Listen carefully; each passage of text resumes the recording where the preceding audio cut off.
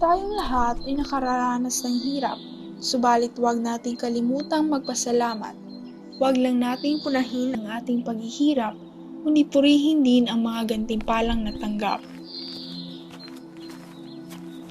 Nagsisimula sa mahabang lakaran ang araw ni Philip patungo sa kanilang maisan upang makapagsaka kasama ang kanyang ina.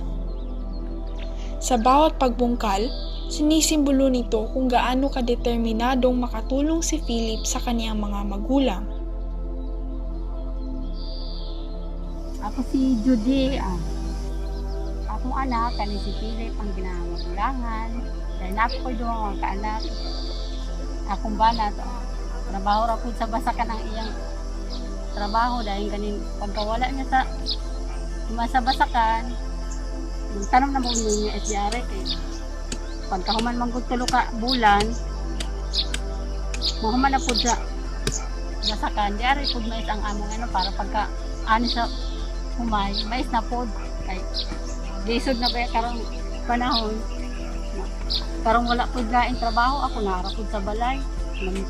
Ati man sa akong mga anak, kay lisod na mag-module po na akong mga anak.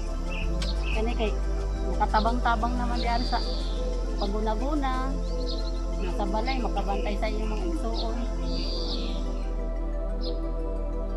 Matapos ang kanilang pagsasaka sa maisan, dumiretso kaagad pa uwi ang mag-ina upang makapaghanda ng agahan para sa buong pamilya.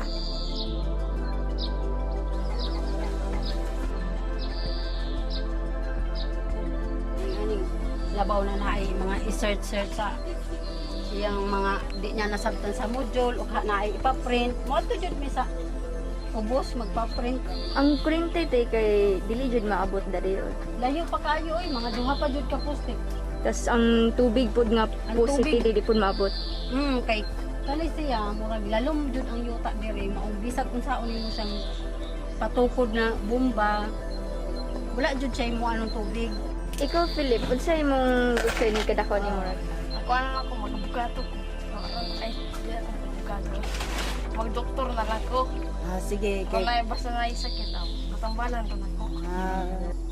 Ako dahil si Alan Amit dahil dire ko nagpuyo sa Buena Vista tapos ang panginabuhi na mo dire pag-umara.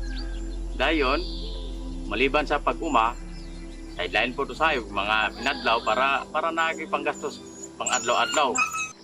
Kung naay mo palit, makapalit kami kudan. Nanira mo panginabuhi dire. Ang tabay ang kanilang pinagkukunan ng tubig gamit sa banyo at panliligo at kailangan pa nilang mag-igib gamit ng malinis sa tubig na maiinom.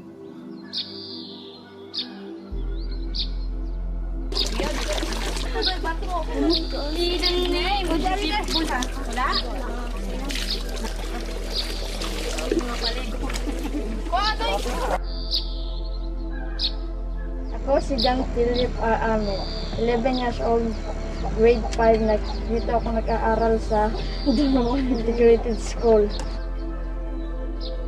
Sa huli, isang mahabang lakaran pa rin ang tinitiis ni Philip mula sa kanila patungo sa sentro para lamang mapunan ang kakulangan sa mga kagamitan na kakailanganin niya sa kaniyang pag-aaral.